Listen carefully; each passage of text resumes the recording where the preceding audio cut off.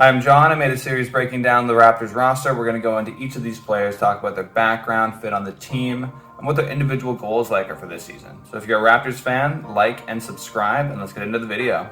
All right, we got a beast of a small forward video for you here today. OG Anunoby to start. He's 25 years old now, 6'7", 232 pounds. I didn't realize this guy was so damn strong, my goodness. So last season, in 36 minutes per game, he averaged 17.1 points and 44% from the floor. So OG's had some trouble with injuries throughout his career. Never has he played over 70 games in a season. In the last two, he was under 50 in both. Now, in terms of progression, he's been given more and more responsibility each year, more and more playing time, and he's done well to maintain that offensive efficiency and keep the energy up to play hard on D the whole time. I think at this point, though, 36 minutes a game, you're pretty close to maxed out. As for role, he does the 3 and D super well. Last season, the three-pointer was down a little bit at 36%, but the previous 2 seasons, he shot it at 40 and 39%, respectively. He's a great wing defender, strong and quick enough to guard almost every position, and he gets 1.5 steals a game and takes really tough matchups on defense. Now, on offense, he can create off the bounce with that speed and that strength, score on a whole bunch of levels, but there's rumblings of him wanting a bigger role on the team. So going into this 22-23 season, the most important thing in my mind for OG is his health. Now, last year, man, he just got unlucky. Like, you hurt your finger in practice, it happens. Then he had to spend some time with it taped up too, like that hurts your game. So I'd like to see him maybe do a little bit of load managing this year, at least at the start of the year, and maybe play a few less minutes too. Now, the Raps are a bit deeper this year, so that's more reasonable. So maybe go from 36 minutes a game down to even something like 33, just a little bit less intense out there. Next thing's got to be offensive efficiency. I'm sure that finger being taped up really screwed him over on shooting threes, shooting from the mid-range, maybe even finishing is a bit tougher. So I'd like to see him get back to 50% from the floor, 40% from 3. And once he does those 2 things, let's talk about getting yourself a bigger role. You can't really create chemistry for a role change, for something new, if you're getting inconsistent or insufficient reps. So stay healthy. And in terms of getting a bigger role, I think the lowest hanging fruit for this guy is work on your playmaking. Like, you already know how to dribble the ball well. You're an offensive threat. Defenses respect you and they'll collapse on you. So just make easy passes and get a couple assists per game. Anyways, he's got 2 more years guaranteed on the Raptors and then an $18 million player option, $19 million player option. I think this is a fair salary, and there's some upside there for OG too in the next 2 years if he proves he's worth more than that, which is definitely possible. Then maybe he'll opt out of that 3rd year and make even more money. Moving on now to our second power forward here, Otto Porter. Now he's 29 years old, 6'8", 198 pounds. Last season with the Warriors, he played 22.2 minutes per game, averaging 8.2 points on 37% from 3. So Otto Porter Jr. has played 9 years now in the league and bounced around a few teams. He's had some injury trouble until last year with the Warriors. Now, the way they used him was to score efficiently off ball as a sharpshooter. He knocked down 37% from 3, but for the career, he's actually 40% from 3. He's also a top-notch mid-range shooter, and on the defensive end, he's an underrated rebound and team defender. 5.7 rebounds a game and 1.1 steals is actually insane numbers on 22 minutes a game.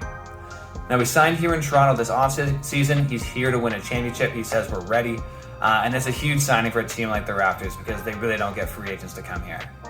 So this season, Otto Porter Jr., we want to see this guy stay healthy, so make sure he maintains his weight. Let's not play him too many games or too many minutes. I think that was reasonable. Last year for the Warriors, he played somewhere between 60 and 70 games, only played about 22 minutes per game. And he can do more things than just play on the court. He's a leader. He's got championship experience from last year. And that's not something that the Raptors have too much of. Now, we did just win the championship, I think, 4 years ago. But the only guys left who had a significant role on that are Fred VanVleet and Siakam. Okay? Now, what we can get here from Otto Porter Jr. is to get in the young guys' years. And especially OG, I think, is important to get in his year this year. Because we're all really waiting for him to take a leap. And he thinks he has that in him too. Like I was mentioning, he wants a bigger role. And he can talk to these guys, teach them how to work off the ball, find a role on the team that really has a winning impact, and talk about what's really required to win championships. Sacrifice, work, chemistry, and culture. Now, actually on the floor, his role, we finally have some elite shooting, which is awesome. The Raptors last year were the 2nd worst three-point shooting team and teams that made the playoffs. And he can also fit on D2. Like I mentioned, he's an underrated defender. In terms of contract, I see Porter picking up his player option next year. So he's got $6 million this year, $6 million next year, but that's a player option. So I think he'll hold on to that. He's here to win. The championship prospects are going to be a huge deal for him. But other than that, he's on a pretty cheap deal. Half of Chris Boucher's and even less than Thaddeus Young. Okay, our last small forward here for the day, Pascal Siakam. He's 28 years old now, 6'9", 230 pounds. Last season, he averaged almost 38 minutes per game, knocking down 22.8 points on 49% from the field. So Pascal has already spent 6 seasons here with the Raptors. He's one of Masai Ujiri's projects. Pascal didn't even start basketball till later on in his life, later than most NBA pros at least. And he's grown from the Raptors bench to most improved player in their championship season. Since then, he's solidified himself as a star and he's entering his prime. Now, last year was tough. They were playing down in Tampa Bay, the Raptors, so it's really a comeback year for Siakam. His stats were up across the board, and his field goal almost up to 50%. Like, that's insanely good efficiency. He put in work all year, but especially got hot towards the end of the season, and he played the most minutes out of anyone in the league. That is, per game, at least. And he worked the hardest too, recovering the most loose balls per game. So going into this season, I want to see Pascal keep the momentum going. Like I mentioned, he ended the last season super hot, and he's been working hard at Rico runs all summer long. If you haven't seen the Rico runs, go watch them on YouTube. They're great. I hope this season he can knock down the 3 at a little bit of a better clip. Last season was mid-30s. Let's see if we can get to high 30s. And keep working on that playmaking, man. Like, he's improved year over year the past 3 seasons when it comes to playmaking. And he's up now to a 2.0 assist to turnover ratio, which is great for someone who's not a natural guard, right? Also, he's got to set a foundation for contention this year. He's one of our core players with championship experience. He can share sacrifice, work that needs to get put in to win a championship, and just lead our team, man. The Raptors are a sleeper contender this year, in my opinion. They could be way stronger and healthier than last year. And the big lineup scheme from Nick Nurse is definitely a wild card. So Siakam's got 2 years left on his old max deal, but look out for him to get more money as he enters his prime with some extensions.